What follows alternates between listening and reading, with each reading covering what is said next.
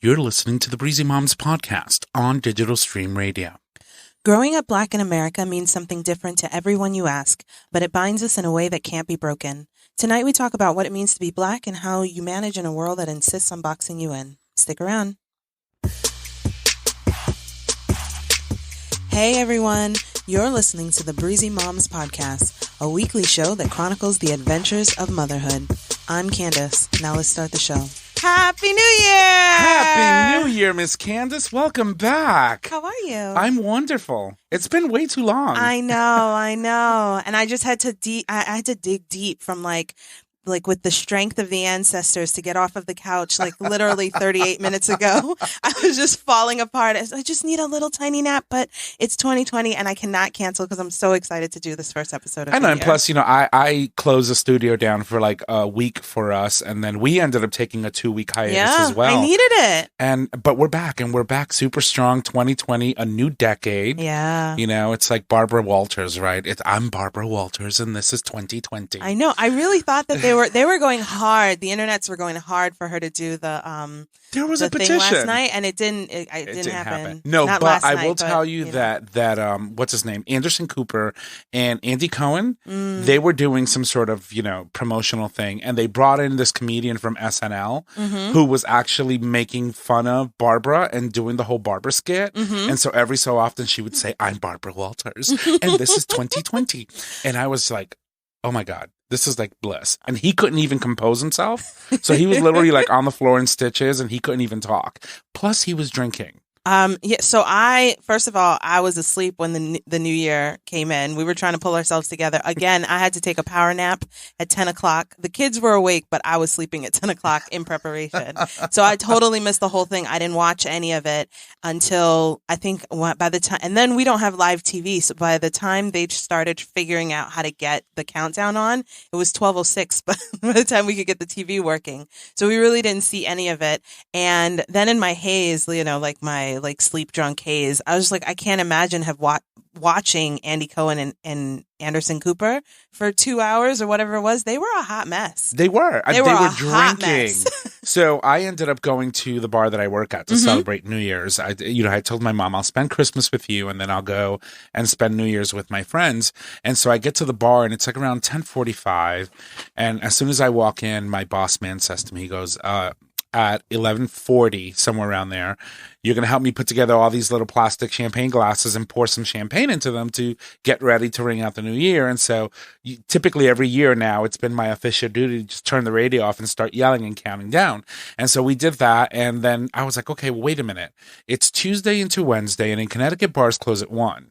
So are we closing at 1 o'clock this time around? And then I'm like, wait a minute, it's New Year's and the Connecticut law allows bars to stay open until 3. Oh wow. So the new year. For the new year. So we stayed open until 3 o'clock in the morning. And did you guys figure that out on the fly at that moment, or just you weren't sure? No, I wasn't sure. We remembered. So then I went to the owner. I'm like, just a quick question. Typically on New Year's, you always stay open past the 2 o'clock mark, and then you watch the crowd, and then you sort of kind of kick everybody out when it's dying. Are we staying open till 3? He goes like, I'm staying open as long as we can. Oh, wow. We did. And we had such a good time. That's so cool. I can't be out in the street like that. I think we used to do a New Year in all of my close friends in our family group, everybody is scattered everywhere. So for a good 5 to 7 years, we were making big plans to go into Chicago or New York or California for New Year's. And now I'm just like, you come to my house. I'm going to take a nap at 10 o'clock and then we'll figure it out, because I can't be out in the street at 9:30, let alone 1 o'clock in the morning. Well, I will tell you that I did take an Uber to and from the bar. So Good I did not drive. I wasn't trying to, 1, get a ticket, 2, get my license suspended, or 3, lose die. my life. So, in no particular order. So that was pretty much what I did. That's good. It's fun. That's good. That story kind of reminded me. They have times where the bars close in Spain, but they just have to close the door. The rule is about coming in and out. And so if the party is popping and everybody is into it, they will just close the door, but then you're locked inside of the bar until the 5 a.m. opening time. And I was just thinking what kind of craziness that would be like if we were allowed to do that here, right? Because then you could if the party was going, you just close the door, but then you're literally stuck in there until whatever the opening hour is, so that you can open the door. I would be again. like, listen, But you'd legit be I would locked go inside. and probably jump out the window in the bathroom or something into the parking lot, but I would make it out. But I just wanted to quickly say hello to everyone on Facebook Live. Thank you for joining us. As always, you know that we do this every Thursday. You can catch Candace's show on Digital Stream Radio, streaming live for the audio version of the show. And for the video version, go to at Breezy Mums Podcast on Facebook and like that. She is also available on Spotify, on Google Play Music, on Apple Podcasts, and all of those good places where you can listen to your podcast. So make sure that you go, like, rate, review, and give this woman the much deserved love that she needs. Fancy. Right? Thank you. I love how we put people to work. It's the first of the year and we're like, listen, we all have to get it together. That's right. And we need everybody to do their part. So anyway, I have a question for you. I'm listening. How are your amazing boys? The boys are a hot mess. Okay. Usually I say that they're great, but legit this week, they are a hot mess. I was closed and they were off of school for almost 2 weeks. Mm-hmm. And it was a nonstop haze, cracked out, like just insanity on television, popcorn, cake, chocolate, like any and everything all at once, all the time. So you just realized these are all self-inflicted wounds. You fed your kid sugar. No. You gave them cake. I didn't do it. Who did it? It is the holidays and people come and we hosted. We've been hosting. Mm-hmm. We had like a 2 or 3 day break, but we've been hosting since New Year's Eve, since Christmas Eve. There was a crew of people who came Christmas Eve and then they left. Then Christmas Day, people came and spent the night and then they left. And then other people we have been in party mode for at least 8 days in a row. Oh. And everybody brings things in and all the grandparents are like, oh, it's the holidays. And I'm saying, hey, the kids are going to throw up and die. Like they have to eat real food or we have to like paste the candy or the chocolate or the whatever. And nobody wants to listen. And it's always, I'm the Grinch. And so last night I was trying to explain to them, listen, the party's over. The time we're getting back to real life. I am not at all ready for work Thursday morning, but we still have to start. You still have to go to school, like get your life together.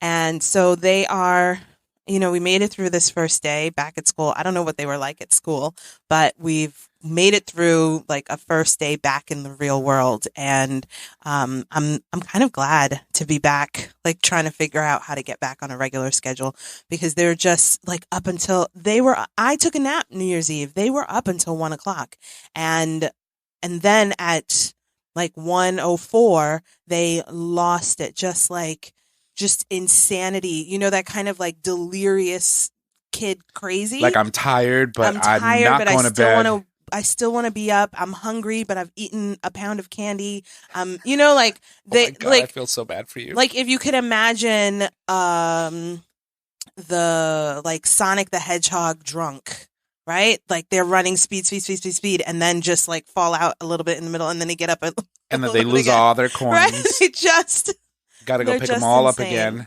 Yeah. So that game used to frustrate me. Well, yes, it did. That was actually I remember the Christmas that we got a Sega Genesis and that Sonic, I don't remember what the game was called, but we only had one game. And so, of course, you learn how to play that one really, really well. And then I don't know I think someone stole our Sega Genesis.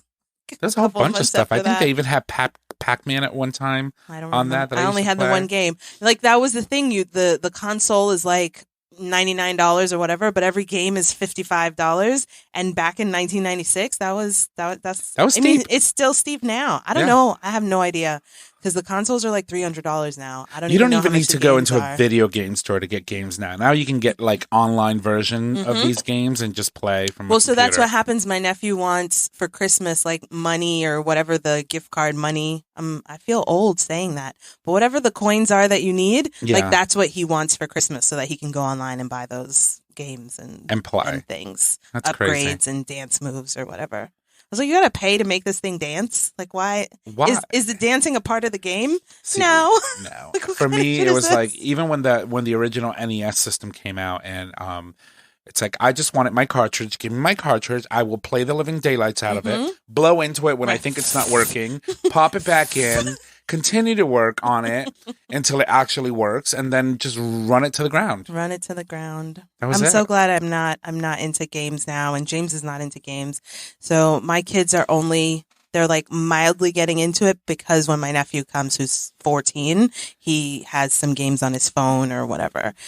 I'm like crossing my fingers that it takes a little bit longer for us to really have to worry about that, because I'm pretty sure I'm just going to say no, right? Like, I just don't want to participate. Eventually you'll give in, because when you realize the peace and quiet that comes along with having a child with headphones on, and that it actually allows you to go and do something, you're going to be like, yeah, maybe for an hour. And an hour eventually turns into 2. Mm-hmm. And once they hit 14 or 15, they're like, you don't see them. Ma, don't talk to me. I know. Well, so we should actually come back. I'm going to make a mental note and maybe a paper note. Though we should have a conversation with someone about this, because I hear what you're saying, mm-hmm.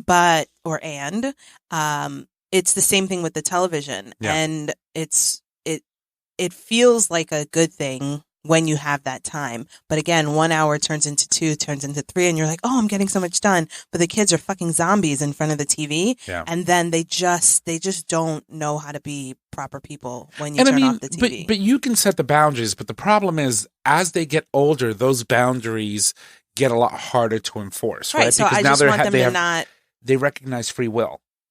No. Like, I have the free will. We're going to put a kibosh, like a stop sign on free will in my house. So it's, good luck. I know. We were just talking about independence. I can't remember why Lincoln and I were talking about independence, and like, when you're independent, you can do X, Y, Z. I remember we were standing by a window, but I don't remember why we were talking about it. And he goes, "What is independent?" And I was like, "Well, when you pay the bills for the house, then you can do whatever you want, mm-hmm. right? Like, that's what being independent is. While I'm still paying for you to eat, like, you're not independent. So you have to do what I say." Exactly. which was usually the rule at my house. 5-year-old explanation for See, but we never had like a video console to the exception of the Sega Genesis, because we couldn't afford it. But my aunt always had it for her kids. So we would always just go to her house mm-hmm. and play video games and stuff. But in my house, it was like, that didn't exist. Yeah. I just hope we're not into games. James is not into games. Like, I'm just hoping it takes a longer time for it to seep into the house. If you will it will happen. Right? Just got to see it, visualize it. But yeah, we're good. And James is really good. He did a really great job this the whole holiday season. He's the one who really is the host. I just make sure that there's space. I had to actually transform. I transform most of the house. I bring out a dining table that doesn't exist during the regular days, because we don't have a dining room. Yeah. It's where the playroom is. And so when we have people coming over, then I call it my transformer house. And I bring all the things out and I move everything around. And so now we have a place to eat. Meanwhile, it was like herding cats to try and get everybody out of the kitchen into the dining room to sit at the table. So basically nobody sat at the table, and it was a waste of time. Yeah, but that's what happens though, and especially in your house. I mean, you've got that nice island in mm-hmm. the middle, so it's kind of hard to get people away from that island. And you put everything on there, and mm-hmm. it's also good and delicious, so mm-hmm. it's kind of very hard to get away from the island. It really is, and people are piling in and eating on the very edge. Like, a whole table for 10 is 4 feet away. 10 feet away from them, and they're eating on a little tiny plate on the corner, standing up at the corner of the island. I was like, guys, let's go. But let's face it, though, that's love. Yes, it is. And for Christmas, I think we did dinner for Christmas Eve. And for Christmas Day, my mother-in-law and sister-in-law brought was a lobster bake. And so we it was overwhelming. It was overwhelming, and I'm so happy. And then actually for New Year, she brought back lobster and jollof and spinach stew. And so it was just a really, really, really good time. That all sounds so delicious. I know. I'm still eating the spinach stew. I can't even. I can't, unfortunately, eat lobster, so I'm asked out. That's terrible. And these were some magnanimous lobsters. We're all trying to eat it, and you see everybody's like, oh, like, you're getting to the end of it, you're like, but I will eat this whole lobster tail. I've never been tired from eating a lobster tail, but there's so much work that goes into it, and I'm so afraid to get stabbed in I almost said postpartum in death from this lobster is like, screw you, I'm gonna get you. Like, you got me, but I'm gonna get you. I always end up stabbed, like in a, when you're trying to break it open. Yeah. So I feel like I get tired because I'm afraid of the lobster, but I really want to eat it. So it's like a love and hate relationship.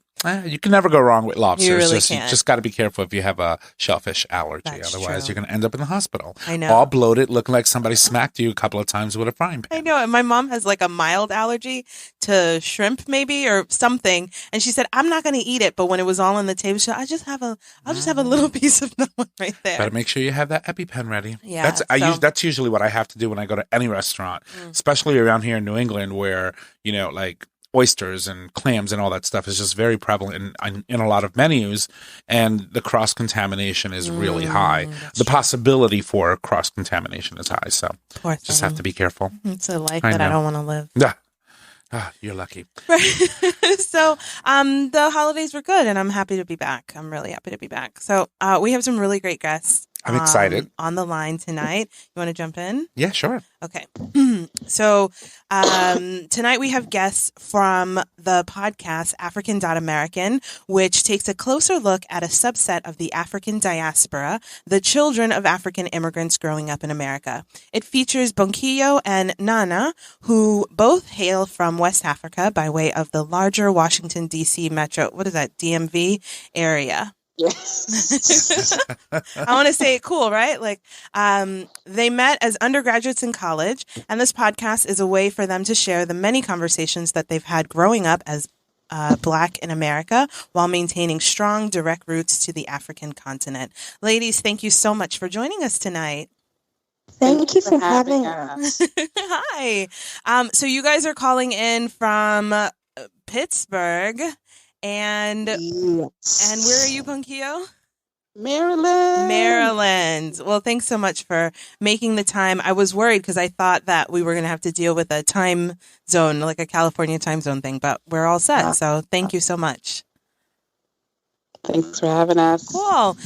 So I have to say that this is a follow-up conversation from a conversation that I had with them on their show, African.American, which was talking about being a person married to an African.American. So I hope that after this, it will be after this, that episode is episode 17 and will hit live next week, Thursday. So after you listen to our show on Thursday, actually you can probably listen to their show first because ours doesn't record until nighttime on Thursday. So go over to their website, african.dotamerican.com.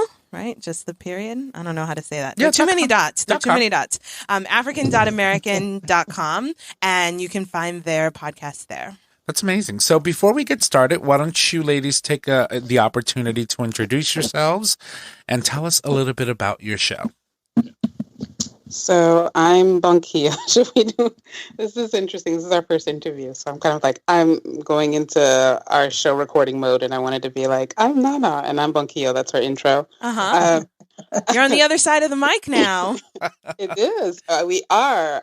We're both from Maryland, or we're both from Maryland, but my family is from Sierra Leone, and Naana, you can speak for yourself. Hi there, I'm Naana.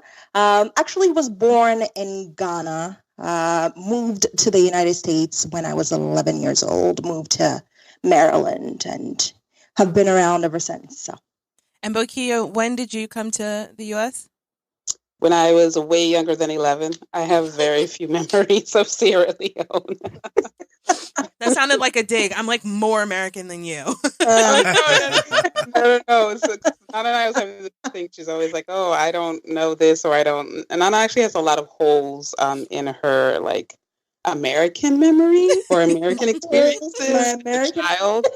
So I'll be like, "Oh, did you remember this movie or that show?" And she'd be like, "No." She's like, "I'm not American." I watched the Nancy the Spider. I was like, "Oh, that actually sounds kind of cool," but like, we didn't have that. So I don't know. I think sure I remember as Superman with what's Dean Cain, because they used to show it. Oh, yeah. It wasn't called Superman though. It had another name. Was it called? It was like the New Justice Adventures League or or The something. New Adventures of Yeah. Superman with Terry. Dean Kane. What's her and name? Terry Hatcher. Terry Hatcher. Oh my God, I was Hatcher. obsessed with that show. It was good.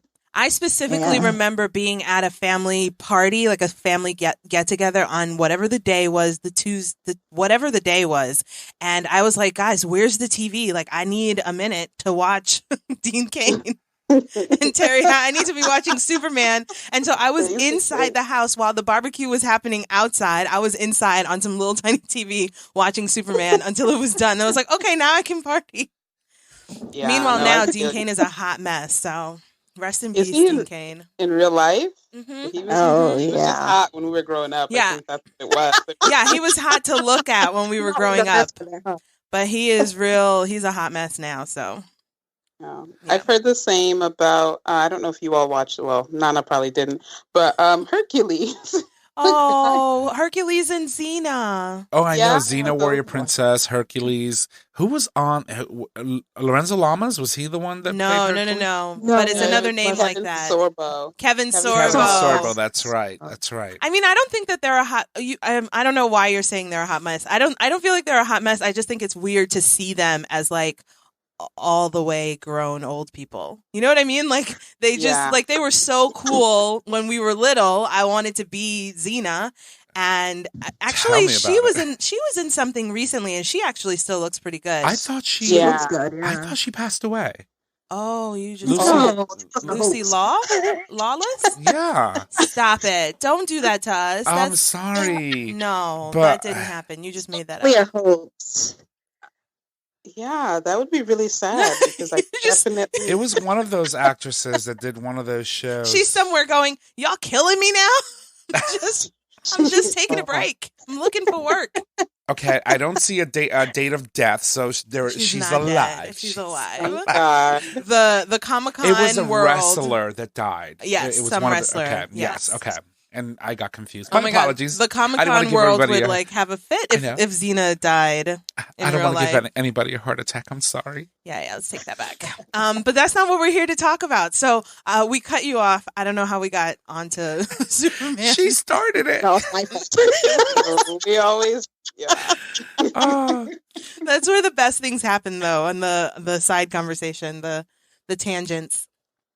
So we were asking you, tell us a little bit about your show, how it came about, why you ladies felt the need to talk about all the topics that you do and bring, your experience to the radio or to the podcasting community.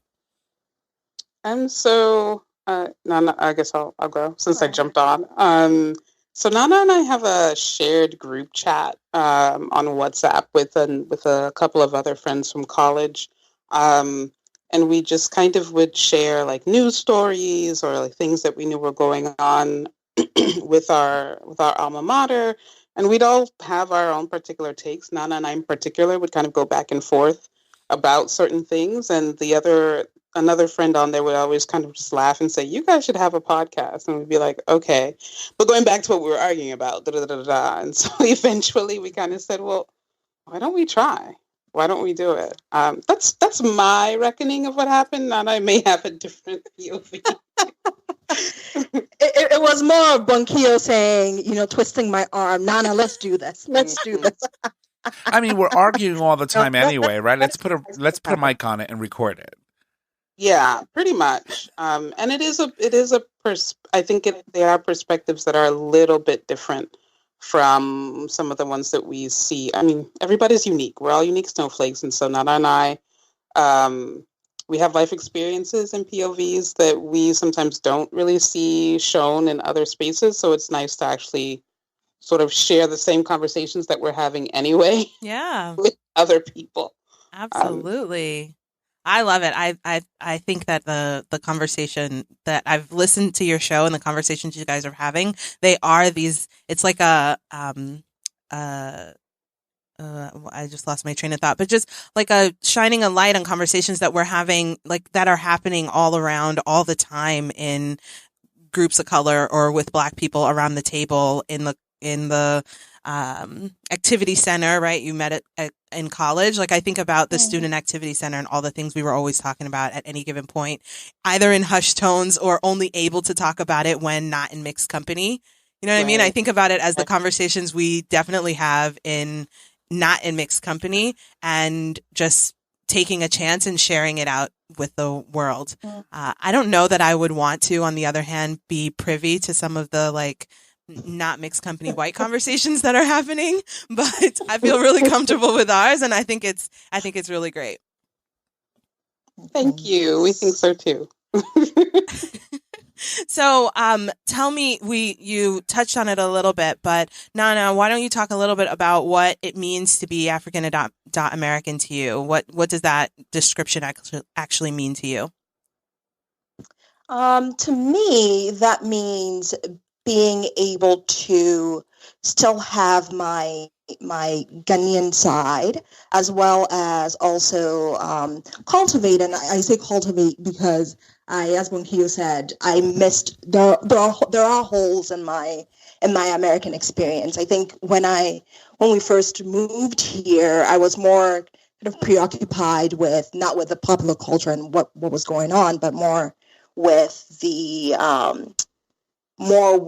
kind of getting myself more comfortable within the United States and within school. So there are pockets where sometimes we'll talk about shows or sometimes movies like Roots. I'm like, I've never seen it. Yeah, I've never seen Roots either. It's okay. It's okay, but so it's kind of having the space to retain my Ghanaian background and also kind of cultivate my Americanness there. It's so funny that you say that because within the greater culture, right, within the diaspora, we often either make fun of jokingly or whatever, but we pick on some of these little things and use them as ways to identify who's Black enough or who's, like, oh, you're not Black, you've never seen Roots. Like, I haven't.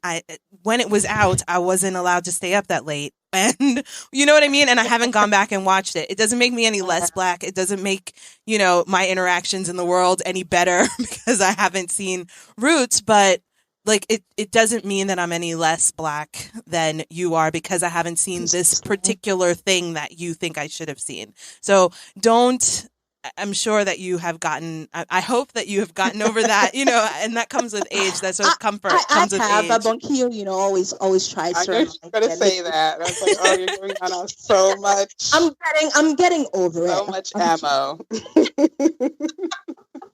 And then for you, Bonkiyo, you mentioned earlier that you arrived here a lot earlier, a lot younger, right, than Naana at 11.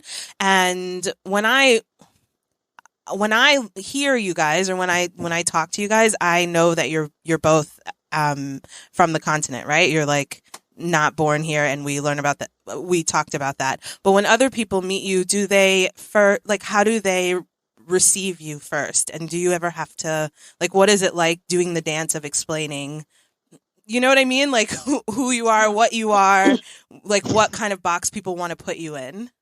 Yeah, it's I think mine is a little weirder too because of what I studied. So I was a Spanish and Middle East studies major in college. So I speak Arabic and I've lived in the Arab world as well. Mm-hmm. And my Bonkiyo is like a stage name. I don't call it a stage name. Not a stage name, but it's a stage name for lack of a better word. And so my real name is actually an Arabic name. So people usually don't know what to do. I mean, it just depends on like the context. So I've definitely had job interviews. I think Naana and I have talked about that, where people thought they were getting Middle East mystique, and then I show up and they're like, I Middle East mystique. Oh my God, I love that. Something with a little bit more, something a little bit further away. Uh-huh. I think in the American context, I've for the most part just been accepted as Black, and I think that's because I grew up in the DC area, and you don't have a thick accent. I don't have one. You don't have an accent at all. You can turn it on and off when you're ready. But sadly, yeah. The thing is, my mom's first language was English as well, and so even I didn't grow up with parents who had thick accents. I get it because I had friends with parents with accents. Mm-hmm. But yeah, that just isn't part of our. I also think it's just cultural. Like Sierra Leone's a little different. I feel like Ghanaians and Nigerians like rep really hard. Careful. I feel like Sierra Leone's a little bit more calm. I mean, it's factual. They're facts. What you're saying. No, it's very, like, when Nigerians are in a place, when Ghanaians are in a place, and Sierra Leone. I mean, our numbers are pretty big in the DC area, but like there were so many kids. Like when I was in high school, after the advent of Facebook, I was like, what? That kid was Sierra Leone? Oh, wow. That one too? Like we never, sort of like, if you ask me, I'll tell you, but I didn't rep as hard. And I think it has to do with like growing up and what it was cool to be or what it wasn't cool to be. I don't know if that answers the question, but yeah, mine is kind of like all over the place. And at the same time, I can use it to my advantage because there definitely been times, I don't know if it was a class or work or one place, and I was like, well, I made some sort of mistake when I was speaking grammar-wise, and I was like, well, English is not my first language. And I was like, oh, okay. It's like a room full of white people, and I was like, you guys, I'm kidding. And that's the I'm thing, kidding.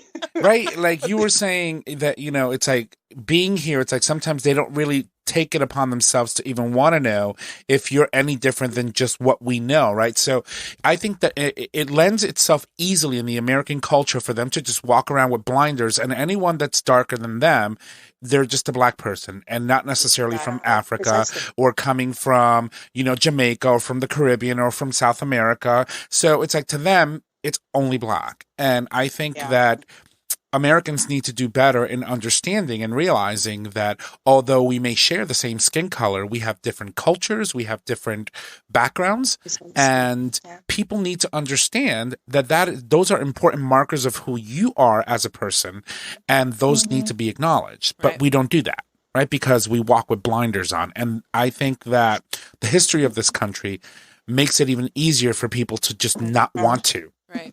Deal with the fact that there's differences within the black community and people of color.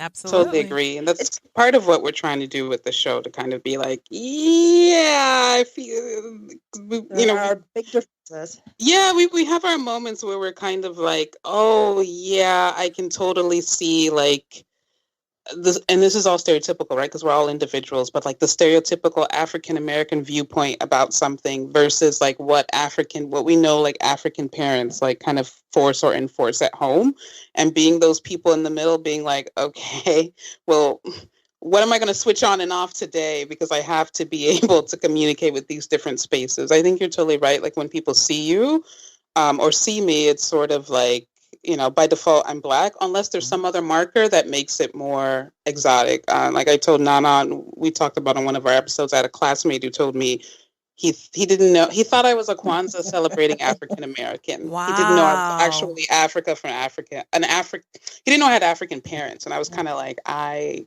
don't know what that means. Yeah, what am I supposed to do with that shit?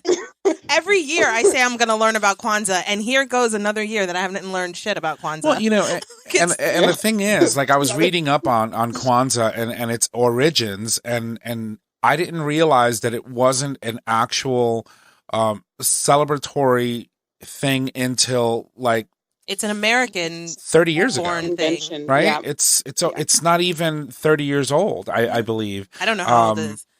And it was born on the need to recognize the fact that you have all these different people that come together that are categorized, and we're like, no, we need to be able to celebrate our individuality and also what brings us together and our commonality. And I think that it's one of the few holidays that we actually recognize that is not tied too strongly to religion. Yeah. We should make a mark and have somebody come explain Kwanzaa to us. It would be amazing. Because again, like you said, Bonkiyo, people look at you and assume that you know about Kwanzaa, right? Or judge you because you don't know about Kwanzaa. And I'm like, that it was just created a few years ago. Like it's not, and that is not in any way to say anything bad about it. It came out of a need to like corral around something other than white Jesus and white Santa. You know what I mean? Like, and it makes sense. And it's at a time when people were, you know, I think of it as like before the like new age hotepism, right? But like the precursor when it was like legit. And I know people are going to hate that I just said that, but that's probably because they're hotep. It's too much or over the top. But you know, like it came out of I understand why it was there. And, but as a person, you know, we talk about being in these spaces of in between. I very comfortably identify as being Black, right? And Black American, because I'm from the Bronx and there's nothing more Black American than that. But my parents are not from here. And so when I ask when we come home from school because the white teachers gave us these Kwanzaa things, my mom is like, what the hell is that shit, right? Like we don't celebrate Kwanzaa. Like that's not a thing that we're doing. And pretty much our parents. You know what I mean? Like what is this? It's like some made up Swahili like word that you like it's I don't want to minimize it because for the purpose that it was created and for the people who celebrate it means something, right? But it shouldn't be, like you said, something that's used to cast a broad stroke against the rest of us of being either good Blacks or not good enough, you know? Yeah. I mean, going back to your question, Candace, one thing that I've found very interesting is how Africans view me. Because I definitely get I thought you were African dash American. I thought you were born from here. And so you've lost a little bit of your sauce. You've lost a little of your Ghanaian sauce. Of course. Before I open my mouth, a lot of times when I open my mouth, people apparently I have a slight accent. I can't hear it myself. You should just lean into it. Just accept it. But when folks see me, just a few weeks ago, I was actually in an Uber, and it happened to be a Ghanaian driving, and he pulled over. He pulled in, and I was like, "Oh, hi." I started speaking Tree, and he was like, "Oh, I thought you were Akata." I was like, "Oh my God." And this goes back to what I told you, that Ghanaians can identify each other just like Nigerians. Yes. You know each other when you see each other. I love that. Yeah. So it's interesting how Africans sometimes, you know, when they see you, I guess I look very American. I don't know what that means, but when they see you, the first thought is, oh, she must be born here. She must be from here. Right. So, and do you have the next step of that is when you speak Tree or you speak your language, do you get any pushback on what it sounds like now, or does it still sound pretty authentic?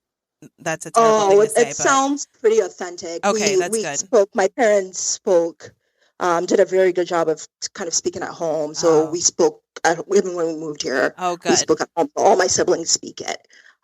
Even my brother was 5 years old when we moved here. So it's such a hard that hasn't changed. That's such a hard thing, and I commend again. And when I say I commend, it makes it sets up like this false separate, you know, issue between people who are able to maintain language in their homes and people who are not, right? And that happens for one reason or the other, and we can't fault our parents for doing whichever one that they did, because we weren't there, you know, we weren't adults when they were trying to make the decision of how are we going to assimilate in this country and make it work for us now at the time in 1992 or whatever the year was.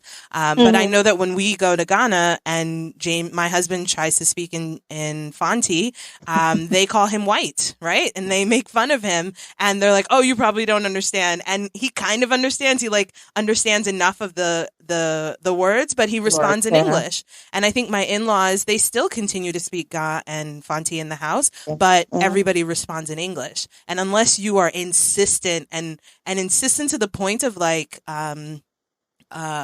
oppressive with language, it is so hard to it is so easy for language to be lost, and that is like it's the first thing to go, and is also like one of the strongest ways that people identify culture. And it's so hard to easily lose it too when it's not, how would I say, a popularized language. Like, for example, English is very popular all over the world. So people want to learn that as a second language if that is not their first.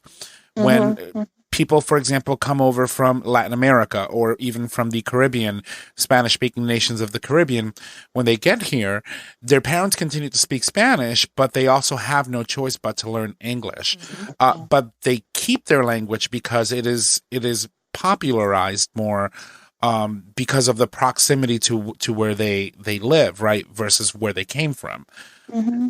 You guys are literally on the other side of the Atlantic. And when you think about your experiences growing up there versus the experience of a Black person growing up here and not having a secondary language and having to maneuver both, I think it's amazing that you guys are able to keep that and bring it over and try your best. And so when you do try and you don't sound authentic, I would say, hey, at least I'm trying.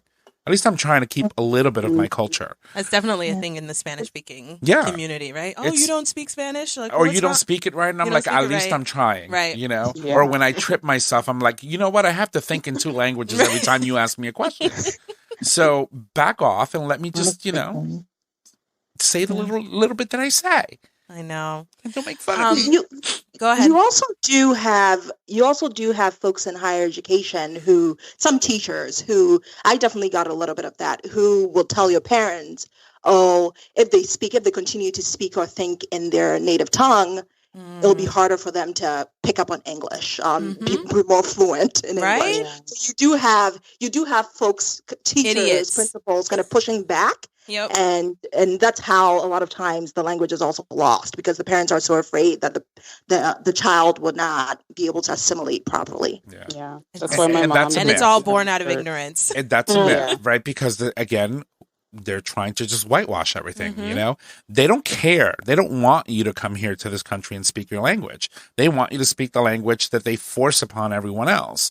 So when you challenge that, it makes you smarter and them more dumber. So I know there's research now that says that kids are not in any way inhibited by learning multiple languages. Not at all. That there might be a slower uptick on the top, but it's because they're translating in multiple languages, but they're so much better for it later. Of course. And I love the memes that are like you're I think it's like someone says, "Oh, you speak more than one language," and the person responds, "You don't." Like, what's wrong with you? And I wish we could, step back, sort of from a general American arrogance, right, and realize that we're actually on the losing end of things, not appreciating how important it is for not only culture but for brain development and learning and stuff to be aware of all of these things. And it makes you a better person later when you meet other people. And it's also very common in, for example, in the European continent, in the African continent, for you to know several dialects of different languages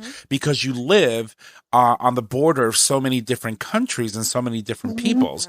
And so I think, like, for example, when you look at someone that lives in Germany, they have to know a Polish dialect. They have to know a Turkish dialect. They have to know, a French. And so depending on where you live in Germany, you could be speaking 5 languages, and I find that to be incredible.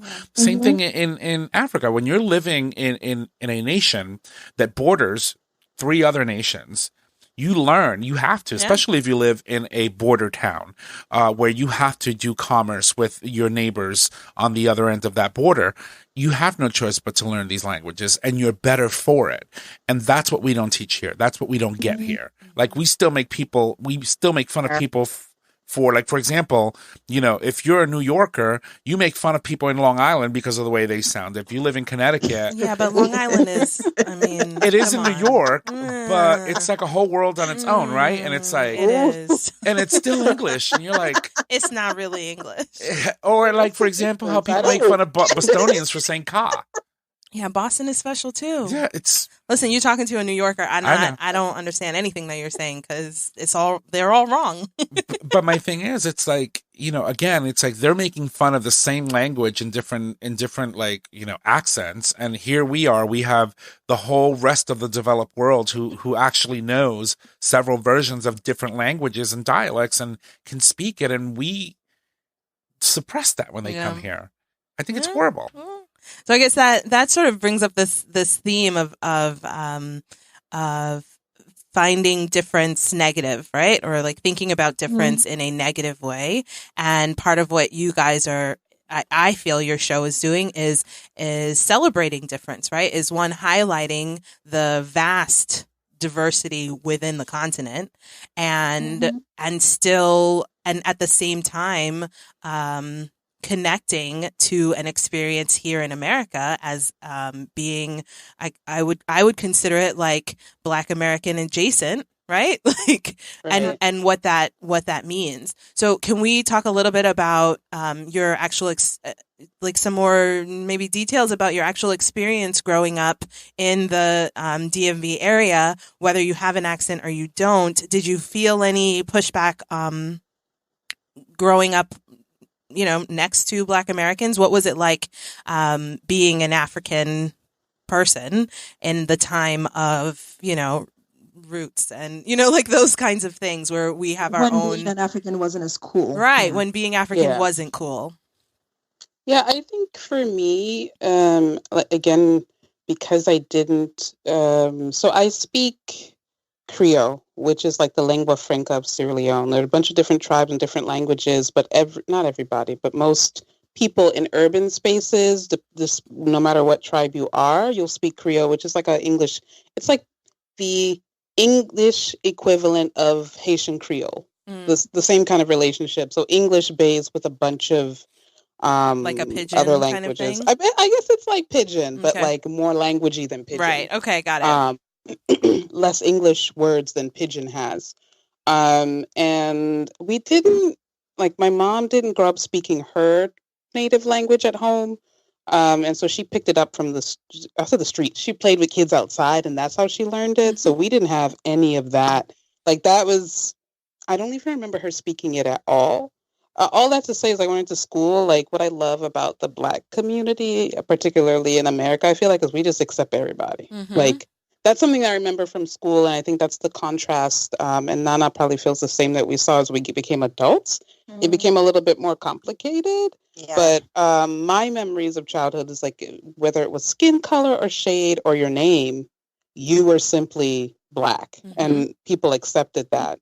That started to change a little bit. I do remember when the Somali Civil War happened, and we started getting an uptick of children from Somalia.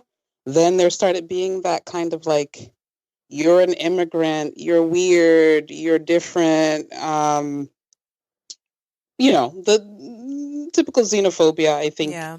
And that now I reflect on, and it's like, oh, it's because, you know, it's because of what these kids were hearing at home as opposed to like what they actually thought or knew. Right.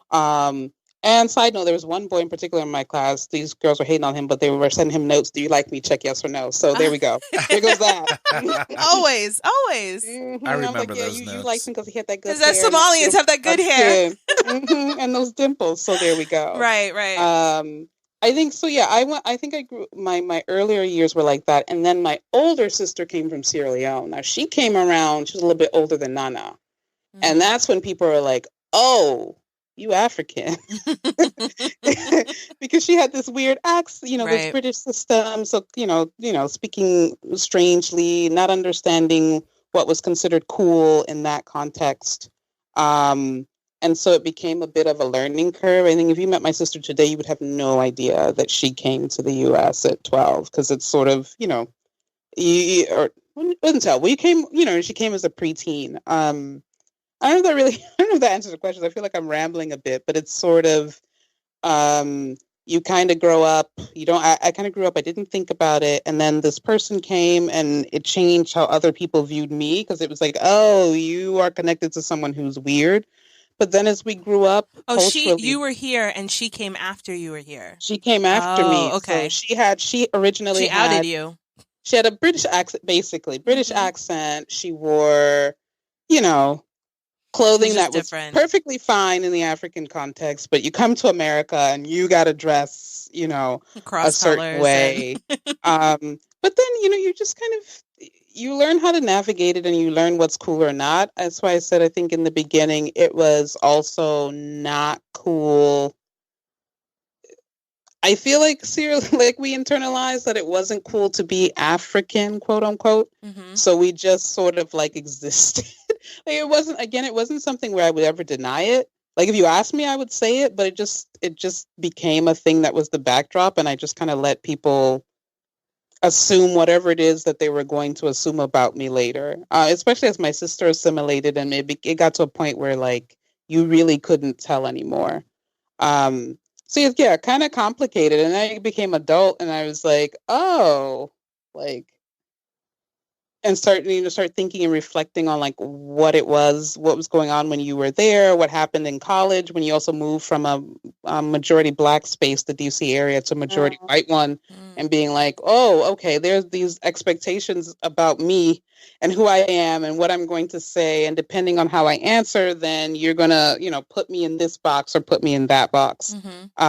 So I feel like it's as jumbled as it's mixed up. I mean, it's a messy world.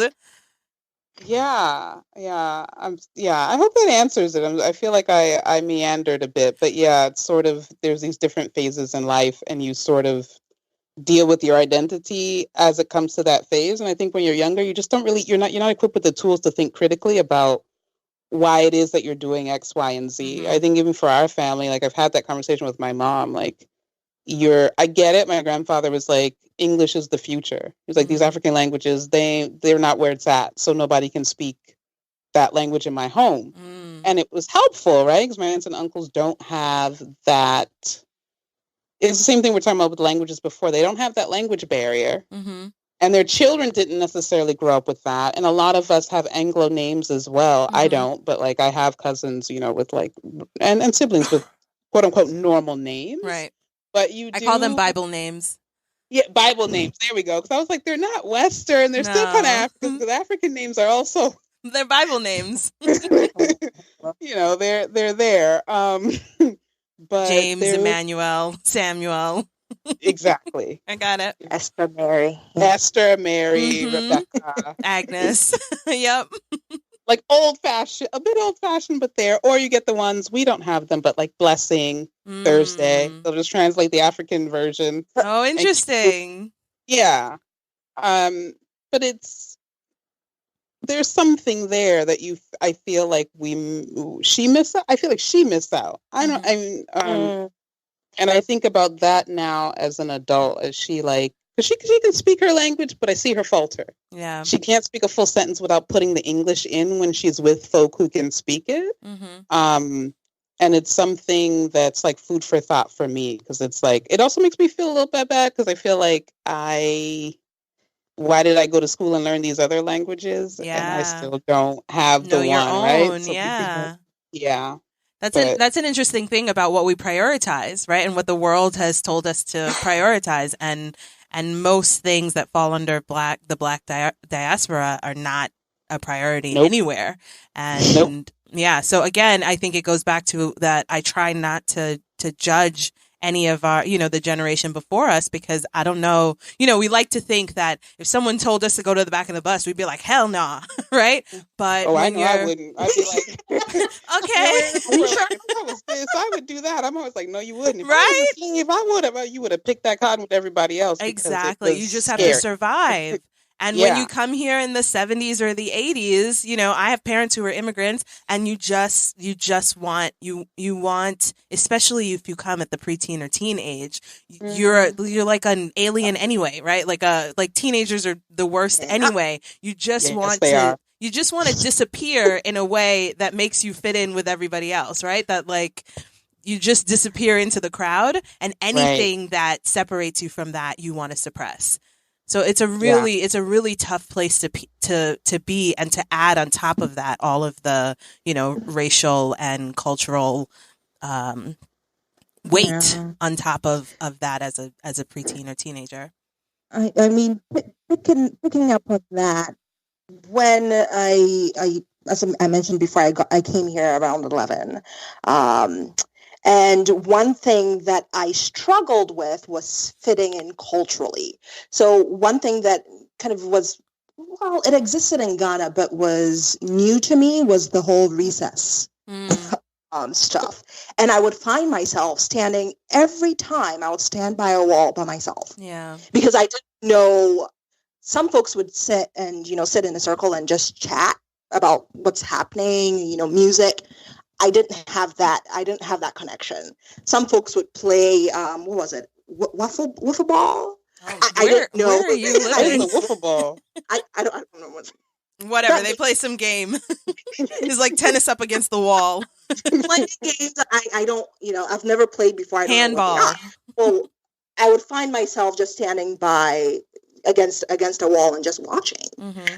And it was, thinking back on it, I just wish I had actually made the effort to, impose, for lack of a better term, on some of the tables and just sit and listen instead of just standing by the wayside and watching folks. Yeah, but don't beat yourself up, because that even without the cultural confusion, that time, that 6th grade time is hard. It's hard for a lot it's of very people. hard. Where to sit in the cafeteria? Who are you going to sit with? And like, I've been in situations where it was perfectly fine at lunchtime. We were sitting together at lunchtime, and now, 2:45 is a problem. It's a hard, it is a hard life. And to really pile on top of that, coming from somewhere else, having the assumptions that people have about it, figuring out the language if that's the case, or not having to figure out the language, but people assuming you have to figure out the language. That too. I've definitely had a teacher who made up a whole story about how I came as a refugee, and and she's telling me it this one day, and I was like, that's not me. I'm from Maryland.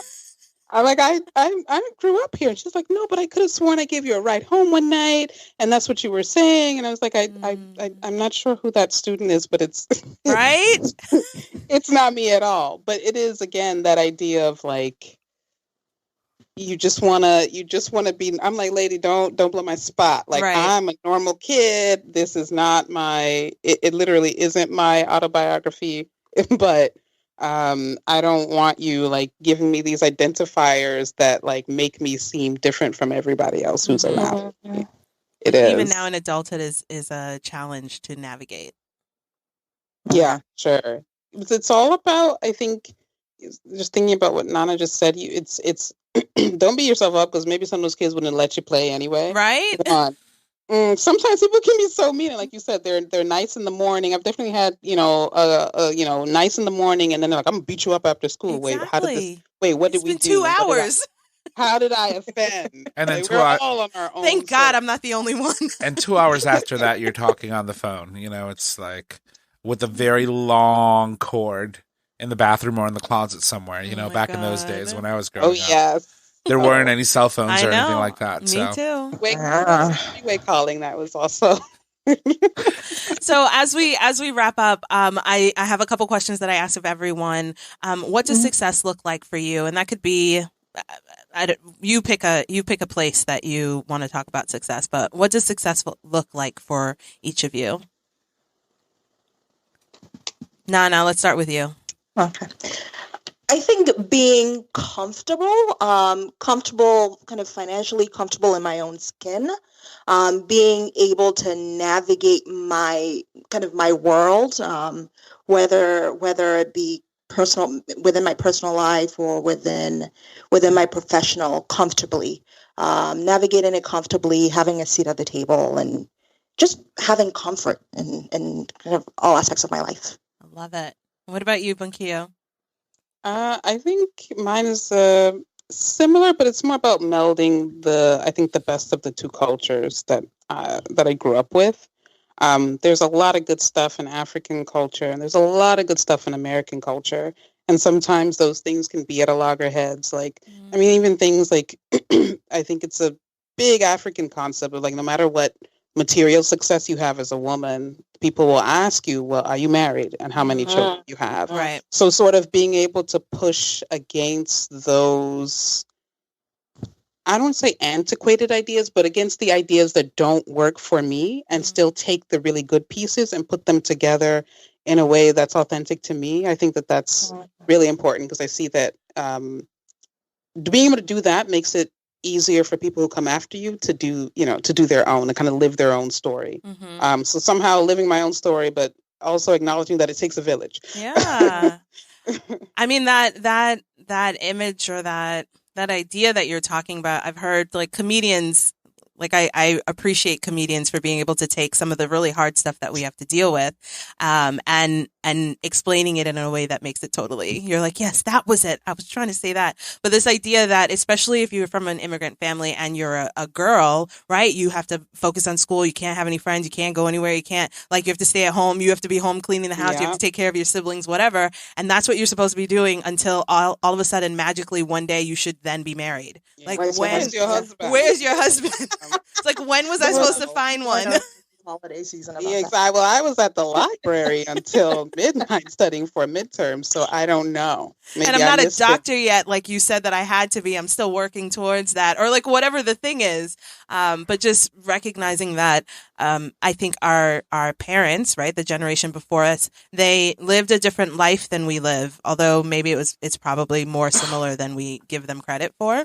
Yeah. And so they have these hopes and dreams for us to be, like, have it better, easier than they did. And they sometimes don't recognize all of the pressure that they're putting on us, and whether we're girls or boys, but I feel like it's heavy when you're a girl. Yeah, for sure. I know that's maybe a bit universal with the immigrant experience in general. But it is something that we all kind of have to figure out. All right, well, these are the things that I love and I want to maintain. We're going to keep that jollof rice tradition. Yes. But jollof today. It is. It's got to learn how to cook it, though. For me. True. My mother-in-law's going away. I was like, can you make us some? I can put it in the freezer.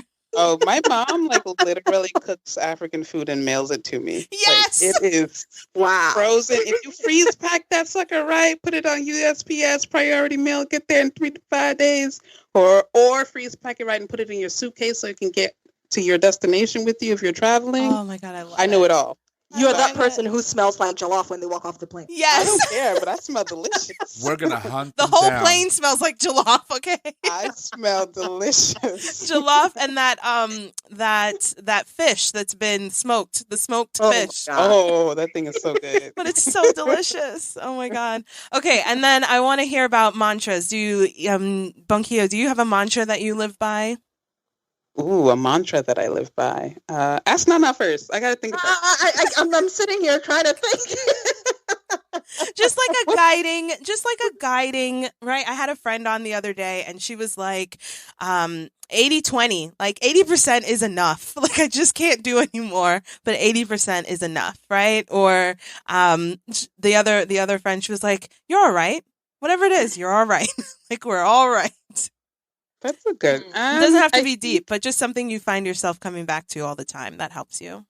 I guess there are two. It's a mix. There's one that's the unofficial motto of our alma mater. It's "We'll rest when we die." Oh, that's heavy. And then, yeah, I know it's kind of It's like, damn, I'm not doing enough. Yeah, like, we'll rest when we die. But I balance that. Millennial here, so big, boy band fan. And my thing now is like the Backstreet Boys. Apparently, I feel like I'm in 1999. I was like driving around listening to their latest album. I'm like, I'm driving around in 1999, like playing the Backstreet Boys' latest album on repeat. But they have a song called "Chances" on there, and it's about love and like what are the chances that you meet this person. But I like to think about that, about how like a lot of this stuff is just so random. You meet this person, you meet that person, you get connected to people in such different ways, and you reflect back on life, and you're like, whoa. What if I hadn't run into this person? What if I hadn't walked through that door?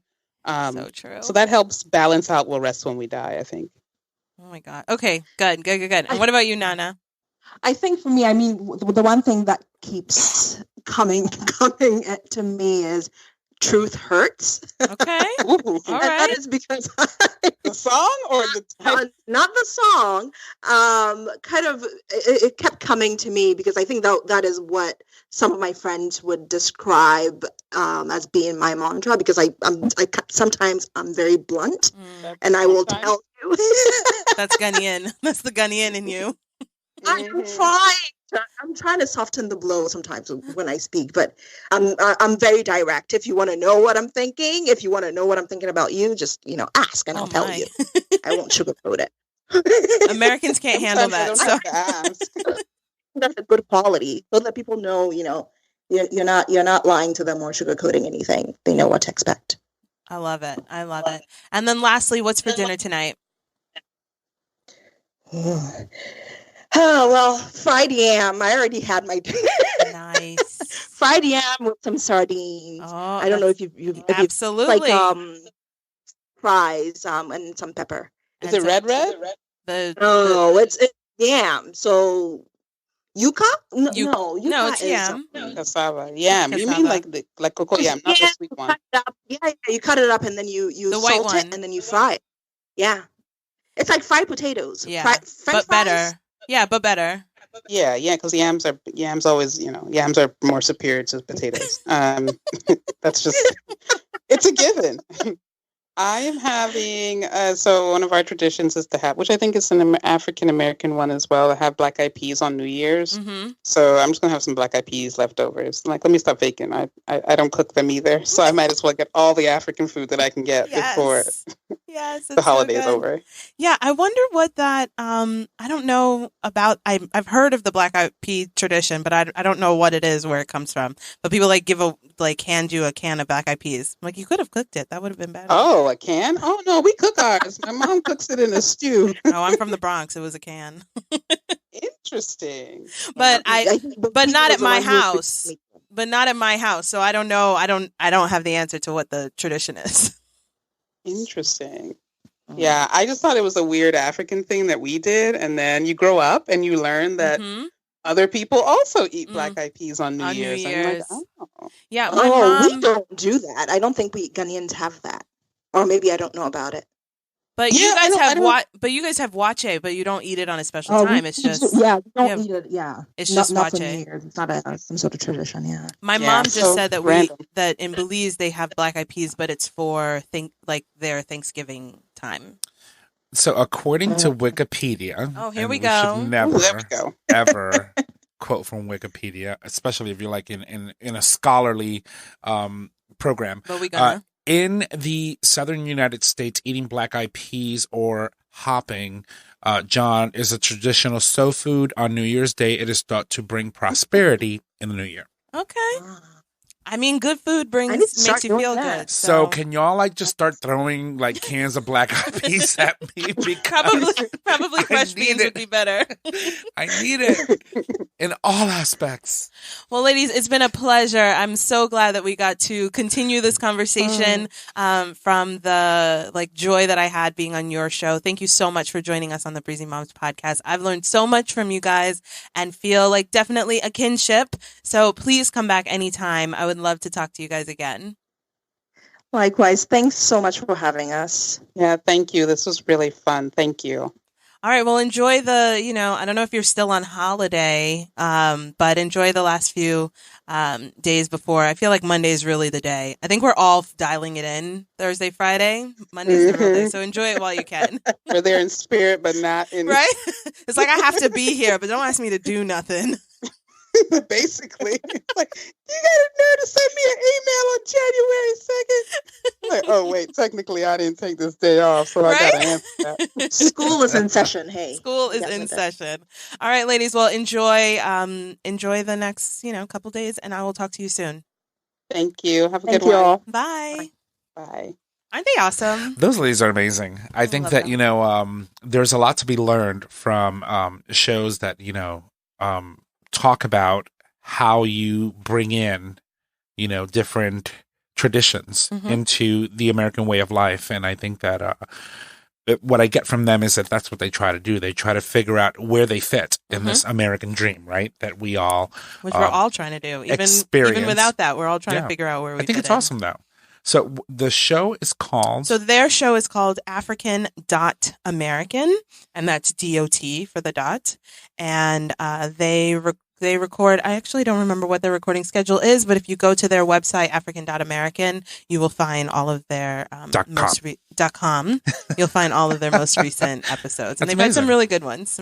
Awesome. I'll have to check it out. Absolutely. Yeah, because again, we're all dealing with sort of these developmental stages that we're all going through, adulting, dating, marrying, all of that stuff. And that's universal. We're all dealing with that. And when you add on top of that, the layer of culture and figuring that out, and in the context of being in America, it could be a recipe for disaster. And I think that a lot of people, you just like stumble through some situations and you have to figure it out as you go along. Either you learn from it or you don't, Right. and then it determines, what happens next. Yeah, and there's no right. There's probably a wrong way to do it, but there's no like absolute right way to do it because everyone's journey is different. And again, you can't do exactly what your parents did because the time is different and the situations you find yourself in, whether that's the business situations or school situations or, just like those kinds of things are a little bit different for everyone. And what works when you're trying to figure out how to fit in at school in the DMV area is very different when you're trying to figure out how to fit in school in like Lillywhite, Massachusetts. Like it's very, but that's very the different. beauty of podcasting, right? So, their experiences are being shared in a way that, for example, some 13-year-old girl can pick up an iPhone and find this podcast and start listening to it and say to themselves, that's what happened to me today. This is what I'm going through. And sort of kind of inadvertently, they're providing an opportunity for people to learn from their experiences and figure out how that ties into theirs. And if they could help in some minimal way, I think that that's a win-win for everyone. For everyone. And I think that's the beauty of podcasting, in general. Like and you do a lifestyle and parenting podcast, and I have seen how parents just go at you on Facebook and be like, "Girl, I just listened to your show," and and that same thing happened just today. Yeah, and it's like, and they feel a sense of connection and a sense of, whoa, I am not alone. Yeah. Right? Like this doesn't only happen to me, and especially when none of this comes with an instruction book. Yep. And it's why I'm glad that people continue to get into the podcasting space, because I think that there was a time where people feel like it's saturated or, millennials can't have a conversation if it's not recorded. It's like it is still a really good way to, one, I feel like it's therapeutic, but also to just talk to other people, reach other people who are definitely going through something, if not exactly the same, but something similar to you, and often feel like they're alone. So I'm really glad that people keep getting into it. The other thing that we have to recognize too is that unless you have, spaces within the Black and Brown communities or in the Latino communities, like, Latino-owned radio stations or Black-owned radio stations, you're not going to get these type of topics or comments or opportunities to tell your story on mainstream radio. Yeah. And so podcasting allows you to actually push it out there and give it to people in a way that, one, is not diminished, one, it's not souped down like they try to do on most of these major networks, and it just gives you an opportunity to just tell it like it is. Absolutely. Absolutely. So anyway, I'm super glad that they were here, and I can't wait for them to come back. I feel like there'll be plenty of opportunities for us to collaborate again. That's awesome. So we have one more thing that we need to do before we wrap up. And of course, that is what? Our hashtag Mom So Hard tip. Give it away. Okay, so my tip this year, it's new. It's brand new. This is my tip. The first Mom So Hard tip for 2020 is to I'm Barbara Walters. I'm Barbara Walters. I just wanted to say it so bad. So I think that the tip is to just recognize where you are in your journey and stay in that pocket and continue to, like, this is the thing. James said something to me the other day, and he was like, you don't have to worry about what other people are doing. You just need to focus on what you're doing and shine so bright that people like can't help. Like they just find themselves like friggin' moonwalking over to you and they don't even know why they're there. He said, like moths to a flame. And I think that sometimes I and we learn something new and are like, oh, this is so cool. I just learned about it. And I want, you should know about it too, because we've been doing it wrong. Right. And you want to push things on other people. And I'm just finding in this last year and in my own journey of self-development is that never works, right? It never works for you to say, what we have been doing was wrong and I found this new thing. And so now you should do it too, because I'm doing it too. Meanwhile, low-key, I want you to do it so it'll help me to keep doing it. You know what I mean? Yeah. And so instead, I think we should all focus on our own growth and self-development at whatever that is, whether that, pivots, like it doesn't have to be the same thing all the time, but you just sort of quietly move in your world, in your pocket, in your journey. And as you shine bright, other people will be drawn to you. Yeah, and I think like that we Rihanna. can just shine bright like a diamond. Bright like a diamond. And every diamond is different. Every diamond is different. So that's my first tip for myself, for all of us this year in 2020, is to just shine bright where you are and don't worry about what other people are doing.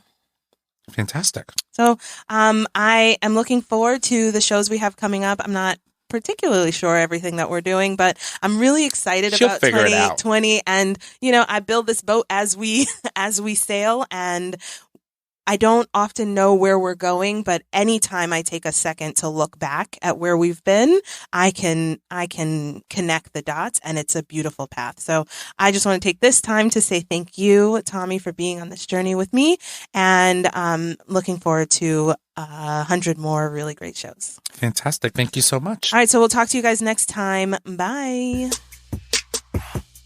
This show is produced by Tom Ortiz at Digital Stream Radio. It's available for download on Podbean. Follow us at Facebook at Breezy Moms Podcast, or email us at breezymomspodcast@gmail.com. Until next time, don't stress, just breathe.